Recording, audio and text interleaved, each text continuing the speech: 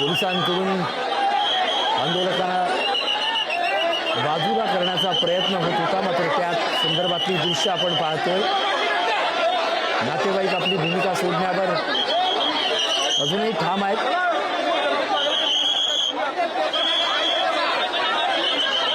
पोलिसांकडून मागच्या 6 ते 7 तासापासून सुरू असलेली वाहतूक कोंडी सोडवण्यासाठी आता शांततापूर्वक प्रयत्न केले जात आहेत। तर त्याच वेळी पीडितेच्या नातेवाईकांकडून देखील अतिशय शांत पद्धतीने आमचा संवाद होऊ दे अशी भूमिका मांडली जाते। पोलिसांची वाढलेली मूव्हमेंट, पोलीस आत्ता या क्षणाला थेट रुग्णवाहिकेच्या जवळ जात असलेली ही दृश्य।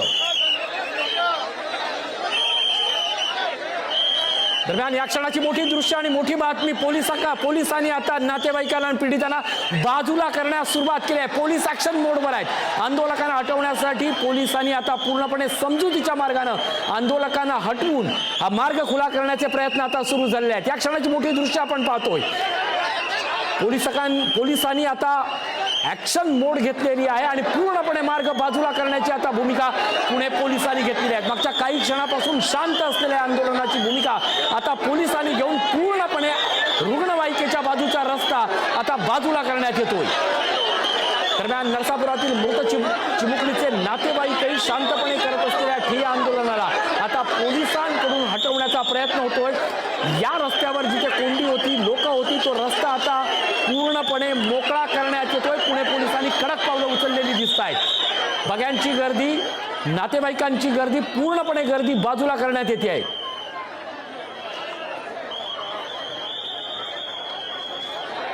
पोलीस आता पूर्णपणे आक्रमक झालेले आहेत। पीडितेना उचलून या ठिकाणी जे नातेवाईक आहेत त्यांना उचलून बाजूला केले जात आहेत। ही थेट दृश्य आपण पहा। महिला पोलिसांकडून नातेवाईकांना उचलून रस्ता बाजूला केला जातो। या क्षणाची मोठी दृश्य आपण पाहतोय। न्यायासाठी दाद मागणाऱ्या नरसापूरच्या नातेवाईकांना अखेर रस्त्यावरून हटवण्यात येत आहे। पुणे पोलिसांनी आता हा पूर्ण रस्ता मोकळा करण्यासाठी आक्रमक पावलं उचललेली आहेत। या सगळ्यावर शांततेच्या मार्गाने प्रश्न निकाली येत नसल्याचं पाहून आता मोठी भूमिका घेण्यात येते। पुणे पोलिसांकडून पूर्ण रस्ता मोकळा केला जातोय। थेट दृश्य पुढारी न्यूजवर सातत्यानं मागच्या 6 तासापासून क्षणाक्षणाची अपडेट आम्ही तुमच्यापर्यंत पोहोचवतोय आणि त्यातली ही मोठी अपडेट नवले ब्रिजवर मागच्या 4 तासापासून ग्रामस्थांनी ठिय्या मांडलेला आहे। दरम्यान हीच ती रुग्णवाहिका आणि ही रुग्णवाहिकेला आता रस्ता मोकळा करून दिला जाणार आहे। मात्र त्याच वेळी नातेवाईकांच्या भूमिकेचं काय हा प्रश्न तसाच असणार आहे, कारण या सगळ्या नातेवाईकांनी जो ठिय्या केला होता तो रस्ता अवघ्या काही क्षणात पुणे पोलिसांनी मोकळा केलेला आहे। थेट दृश्य आपण पाहतोय। या क्षणाची मोठी दृश्य, एका बाजूला बघ्यांची गर्दी बाजूला केली आहे, पण दुसऱ्या बाजूला त्यांचे नातेवाईक तसेच या ठिकाणी शांततेत आंदोलन करतायत। या सगळ्या गर्दीवर पुणे पोलिसांची भूमिका काय असणार?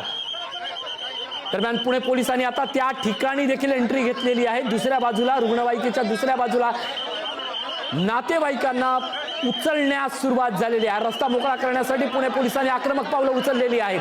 थेट आपण दृश्य पाहतोय। पुणे पोलीस आयुक्त घटनास्थळी दाखल झालेले आहेत, तर तिथे बसलेल्या ठिय्या घेतलेल्या आंदोलकांना आता बाजूला करण्यात येत आहे। या क्षणाची मोठी दृश्य आपण पाहतोय।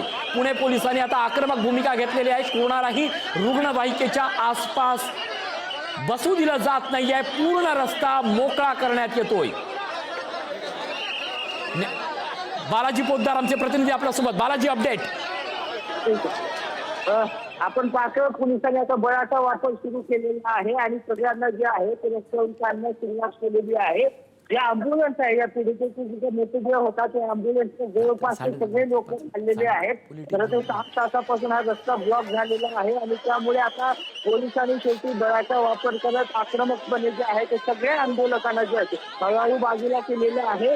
खरं तर नातेवाईकांना सुद्धा आता पोलिसांनी पकडून घेतलेला आहे आणि आता आपण ते पाहिलं तर महिला आहेत, त्या नातेवाईक महिला आहेत त्या मात्र इथे हल्ल्यास किंवा नसल्याचं पाहायला मिळतं। सगळ्या वरिष्ठ पोलीस अधिकाऱ्यांनी वारंवार विनंती करून सुद्धा इथं आंदोलक ऐकत नसताना शेवटी पोलिसांना दैनंदिन हा सगळा रस्ता मोकळा करण्यासाठी जे आहे ते आपल्या बळाचा वापर करावा लागलेला आहे.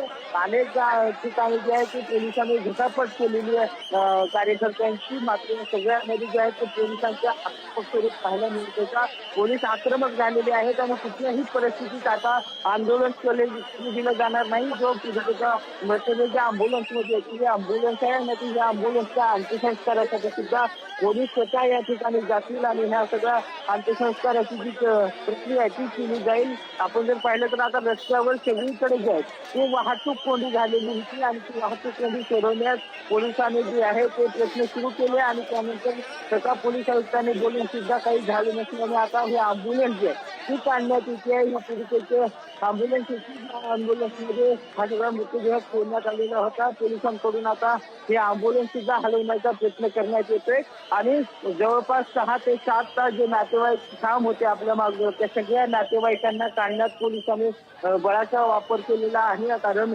6 तास झालं दोन्ही शहराकडली वाहतूक जी आहे ती ठप्प झालेली आहे आणि 6 तासापासून पोलीस समजावण्याचा प्रयत्न करत होते. आंदोलकांना आक्रमकपणे आंदोलक मात्र हलायला तयार नव्हते. त्यामुळे अखेर आता पोलिसांना जे आहे ते आपल्या बळाचा वापर केलेला आहे.